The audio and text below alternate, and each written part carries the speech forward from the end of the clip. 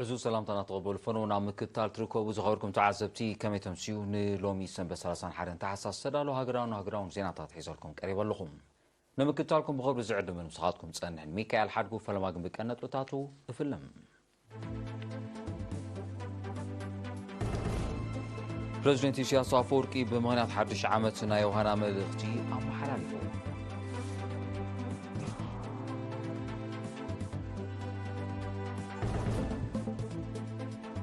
دمس حفا شيرترا مبل 45 عام زغري من مسراتا مس تمهارو بيت سمرتا برهاباتا تنبيلا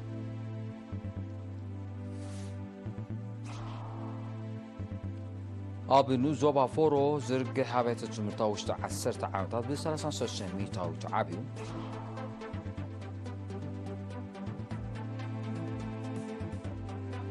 أب زيناتات وطعي مالي نيجر بوركينا فاسو زمدنا نمدفع زكايرو حبراو صعري كم زحيلو أنا تسيران أب حوسي دسيت كوريا وق زي ترف مهانو بريزيدنت سيمين كوريا أتنكيهم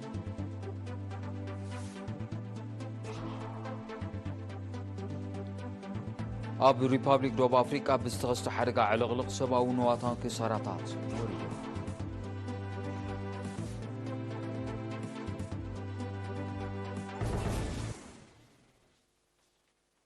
زرزر زيناو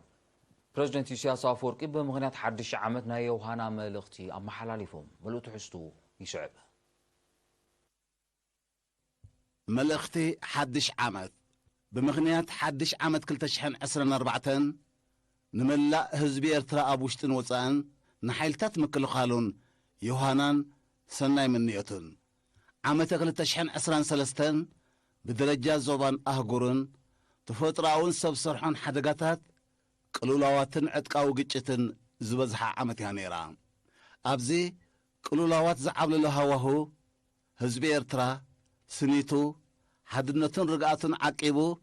سلام لأولاونتن أوحيسو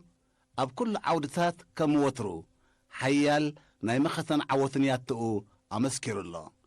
عام تغلت شحن سنة 4 دما نزلق المعتن قسقاسن إنن قدلو زحاش عدل كترحولنا سناي تمنيتينا قلسكو رحوس حدش عامتن بعلة الدتن عوت نحفاش نابد كالزينا مسنسقرون دمس حفاش إيرترا مبل 45 عامة الزغر من مسرات هالو من 30 حد تحساس مستمهارو بيت سمرت عين سوران نابرهابات تنبيلهم أبد بستفلاليو مسنادو أوتاتن زمعرق سنسرعات أب مصر زينا وانا دايركتور كفلي راديواتو قرماي برها نمدرخات معبالة دمس حفاش إيرترا كمنج حق إني حابريتا زي سجروتو بدوهتات أب معوات بريتا وتقادو له هزبي إيرترا زنبرا عزوز تران أب مربات هنسات هاجر تقبرو زلا أبركتون بمبرا نتي صنبل كون نزقبرو أكالات مسكان أغريبهم رئيس ممر بيت سمرتي عين سوران أبرهاباتا ممر قرزقير قبر يسوس أبزس معقال ممسرا دمس حفا شيرتان هزبي إرتار دمس بسراتن عوتن كم زنبر بمتكاس صنبل مبل 45 عامت ممسراتا أبيت سمرتون ككير موسانو نتي دمس حفا شيرتا مس عين سوران زلوا دود زمدنا زنت صوارغن عبي ترجمن زلوون مخانو حبيرون كابي قداموت غازيطኛታት ድምጽ ሓፋሽ ኤርትራ አቶ አስመሮም ሀብተ ማርያም ቦገኑ ንጉዕዞ ታሪክ ድምጽ ሓፋሽ ኤርትራ ጽልዋ ኣብ ህዝብን ተጋዳላይን ከምኡውን ጸላኢ ንምዕባሳ ንምድምሳሳን ዘካየዶ ጻዓርታትን ብልሓትን ኣብቲ እዋን እቲ ዝነበሩ ቴክኒሽያናትን ኣዘንትዮም ኣብታ ኣጋጣሚ ተሳተፍቲ ኣብ ቤት ትምህርቲ ዓይነት ሱራን ኣብርሃባታን ዝሰላሰል ንጥፈታት ሕትመት ብሬይልን ካልእን ዘጠቓለል ትሕዝቶ ተዓዚቦም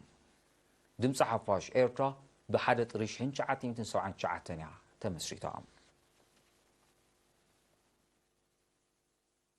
أبنو زوبا فورو مسرح ممهار مستمهارن محيال زكاير زولو وفري أب بايتا روي لوتي يمتس كم زولو حلفا بيتا تمرتي نايتنو زوبا ممر إسماعيل علي قليسهم نيري نابزهابو حابريتا ممر إسماعيل زرقي حابيتا تمرتي كاب كلتشن عصوت وربعتن كساب كلتشن عسان سلستن بسلسان سلستن ميتايت كم زعابي كابتن زتواردات كالات تمرت دما بزمن واقباب زتهانصا سلسنا مباطان حانت موال هصاناتن كم زركبن رديوم غونغوني زرق حابته تمرتي تساطفو تمارو نمعباي بزتخايدو ود سراحون او 10 عامتات بسلسان شومتر ميتاوت كم زبله افليطوم زي مطرنا في عدتات نمسرح ممهارم استمهارم بقالوتا كابز تصلو زلو قنديت صقمات مخانو زتقسم ممر اسماعيل ኣብ ኩለን መምሕዳራት ከባቢ ካብ ማዕዲ ትምህርቲ ወፃኢ ዘለዉ ዕድሚኦም ካብ 9 ክሳብ 14 ዓመት ዝኾኑ ቆልዑ ተጸኒዖም ኣብ መደብ ዓርዮት ከም ዝኣትዉ ከም ተገብረን እቲ ጻዕሪ ቀጻሊ ምዃኑን ገሊጾም ንመደብ ትምህርቲ ንዓበይቲ ኣመልኪቱ ብዝተኻየደ ሰፊሕ ጎስጓስ ኣብቲ ጥርናፈ ዘለዎ ከባቢታት መሃይምነት ዘየጥፈአ ከም ዘየለ ብምጥቃስ ምጥርናፍ ዓድታት ብሰፊሐ ክድፋሉ ኣዘኻኺሮም ኣብ 14 መምሕዳራት ከባቢኑ ዞባ ፈሮ 11 መዋዕለ ህጻናት 24 ናይ መባእታ 10 ናይ ማእከላይ ደረጃን ሓንቲ ናይ ካልኣይ ደረጃን ብጠቕላላ 46 ትካላት ትምህርቲ ኣለዋ ሓረስቶት ዞባ ማእከል ብመስመር ምዝራ ኣብ ምኽዕባት እቶት ዘለዎ ረብሓታት ተገንዚቦም ከዘውትርዎ ብ28-29 ታሕሳስ ኣብ ንቑጣታት ሕርሻ ንኡስ ዞባታት ኣስመራን ጋላነፍሕን ኣብ ግራት ሓረስቶት ኣብ ዝተኻየደ ስልጠና መዘኻኽሪ ቐሪቦም ኣብቲ ኣጋጣሚ ብመስመር ዝዝራእ ካብቲ ብሻሕ ዝዝራእ ኣብ እቶት ናይ 80 ሚእታዊት ዕቤት ከም ዘምጽእ ኣብ ሚኒስትሪ ሕርሻ ላዕለዋይ ክኢላስ ነዘራእቲ ኣቶ በኽረጽዮን ሃብተ ሓቢሮም ቤት ትምህርቲ ሓረስቶት ኣብ ግራት ሓረስቶት ብዝብል ዕላማ ብሃገር ደረጃ ኣብ ልምዓት በቕሊ ዝካየድ ዘሎ ንጥፈታት ሓረስቶት ኪኖ ምኽዕባት እቶታውነት ምህርቲ ኣብ ግራውቶም ዝረኣዩ ሕማማትን ባልዓትን ብቐሊሉ ክግንዘቡ ስለ ዘኽእሎም ብዝተወደበ መልክዕ ክስራሓሉ ምዃኑ ኣብሪሁ ወኪል ክፍሊ ሕርሻን መሬትን ዞባ ማእከል ኣቶ ኣስራት ሃይለ በጎኑ ሓረስቶት ዝራእቶም ካብ ሕማማትን ባልዓትን ንምክልኻል ቀጻሊ ኮለላታት እናገበሩ ኩነታቱ ብደቂቕ ክከታተሉ ከምኡውን ብሞያውያን ዝወሃቦ ምኽሪ ኣብ ምትግባር ክነጥፉ ምዒዱ ኣብቲ ካብ ኩለን ንኡስ ዞባታት ዝመፁ ሞያውያን ልምዓት ኣሕምልትን ፍረታትን ዝትረኽበሉ ዕለት ንረብሓታት ጋብላዊ ቆፎ ኣብ ምዕባይ ምህርቲ መዓር ኣገባብ ኣሰራርሓ ጋብላዊ ቆፎን ምሕደራ ንህብን ዝምልከት ኣስተምህሮ ብክኢላታት ተዋሂቦም ኣብ ዞባ ጋላነፍሒ ትርከብ ቤት ትምህርቲ ካልኣይ ደረጃ ኢብራሂም ሱልጣን 10 ደቂ ኣንስትዮን ዝርከቦም 28 ኣባላት 35 ሃገራዊ ኣገልግሎት ብሉፃት ተምሃሮ ኣሸሊሞም ንሽልማት ዝበቕዑ ተምሃሮ ኣብ ሃገራዊ ምርመራ 2022-2023 ብሉፅ ነጥቢ ዘመዝገቡ ኮይኖም ካብ 3 ክሳብ ሙሉእ 4 ነጥቢ ዘምፅኡ እዮም ካብቶም ተሸለምቲ ቶም 6 ሙሉእ 4 ነጥቢ ዘመዝገቡ ምዃኖም እውን ተሓቢሮም ب30 ታሕሳስ ኣብ ዝተኻየደ ስነ ስርዓት ርእሰ መምህር ናይታ ቤት ትምህርቲ መምህር ሚልዮን ስሞን ተሸለምቲ ረኺቦምን ዘለዉ ውፅኢት ዓቂቦም ከይተዛነዩ ክፅዕሩ ብምልባው ንወለዶምን መምሃራኖምን የውሃና ኢሎም ሓላፊ ኣገልግሎት ትምህርቲ ኣብቲ ንኡ ዞባ መምህር ዳንኤል ሰሎሞንን ሓላፊ ኣሃዱ ካልኣይ ደረጃ ቤተ ትምህርቲ ዞባ ማእከል መምህር ዮሃንስ ሰሎሞንን ብጊድዮም መምህር ናይ ለውጢ ሃዋርያ ቤት ትምህርቲ ድማ ናይ ለውጢ ቦታ ምዃኑ ብምሕባር ተሸለምቲ ናብቲ ክበጽሕዎ ዝደልዩ ደረጃ ንምብጻሕ ጻዕርታቶም ክሕይሉ ተላብዮም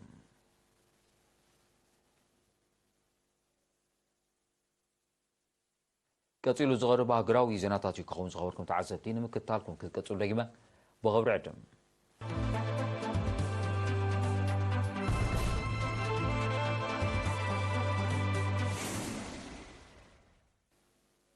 ዜናው መሰናዶ ኤርቲቪ ናቀጽሎ እዩ ዝኸበርኩም ተዓዘብቲ ስለምክትታልኩም ኣዝየ መስግን ዜና ወጻኢ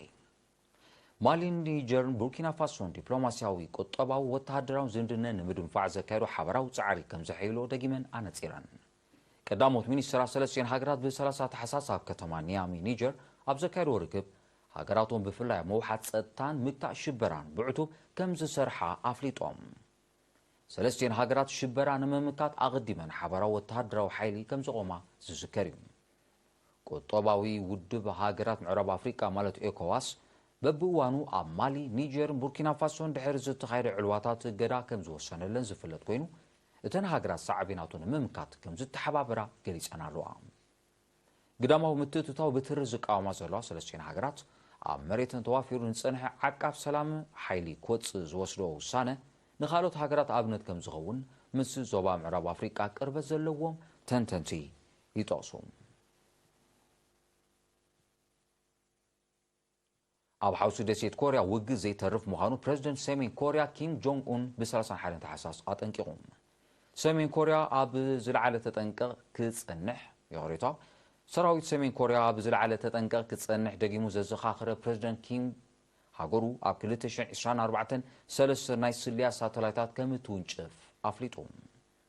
ሰሜን ኮርያ ሉላውነታን ንምውሓስ ትሕግዝ ናይ ስልያ ሳተላይት ኣብ ዝሓለፈ ወርሒ ሕዳር ብዓወት ከም ዝወንጨፈት ጸብጻባት የረድኡ ምምዕባል ወተሃደራዊ ዓቕሚ ብቐንዱ ድማ ሚሳይላት ናይ 2024 ዝለዓለ ወተሃደራዊ ኣጀንዳ ሰሜን ኮርያ ምዃኑ ፕረዚደንት ኪም ብተወሳኺ ኣረድዩ ኣብ 2006 ከምኡውን ኣብ 2017 ኒውክሌሳዊ ፈተነ ዘካየደ ሰሜን ኮርያ ነቲ ፈተነ ኣብ 2024 ደጊማ ከተካይዶ ከም እትኽእል እያ ክትእምት ጸኒሓ ዘላ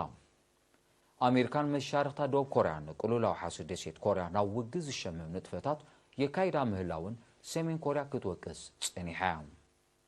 ኣሜሪካ ኒውክሌሳዊ ኣጽዋር ዝዋደደለን ሳብማሪናት ዓርሞሸሽ ነፈርቲ ኩናትን ናብ ሓውሲ ደሴት ኮርያ ድሕሪ ምልኣኻ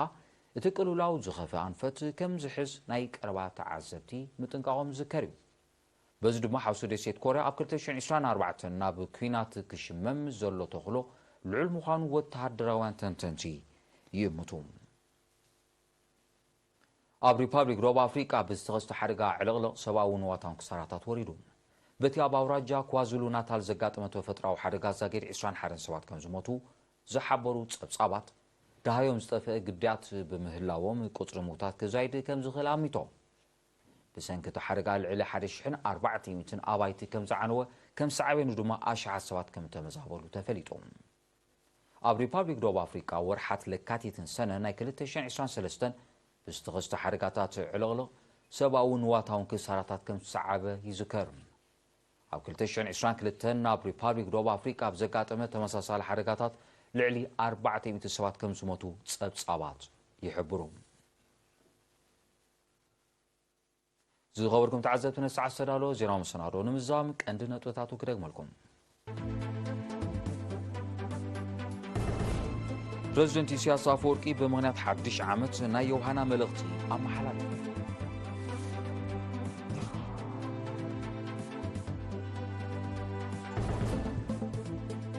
ድምፂ ሓፋሽ ኤርትራ መበል 45 ዓመት ዝኽሪ ምምስራታ ምስ ተምሃሮ ቤት ትምህርቲ ኣብርሃ ባታ ጸንቢላ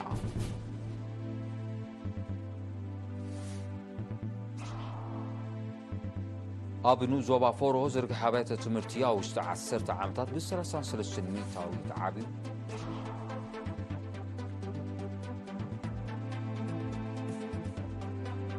ማሊ ኒጀርን ቡርኪና ፋሶን ዝምድነን ንምድንፋዕ ዘካየዶ ሓበራዊ ጻዕሪ ከም ዝሐይሎ ኣንጺራ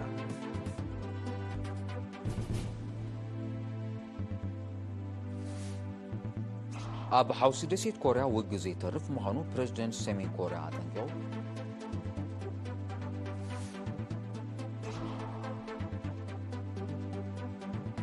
ኣብ ሪፓብሊክ ደቡብ ኣፍሪቃ ብዝተኸስተ ሓደጋ ዕልቕልቕ ሰብኣዊ ንዋታውን ክሳራታት ወሪዱ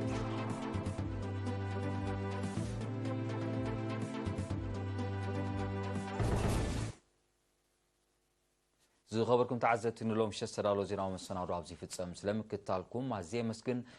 ውድድር ታሪኻዊ ፍልጠት ጉያ ስዒባ ክትቀርብ እያ ብወገነይ ግን ምስ ሓድሽ ዓመት ሰላም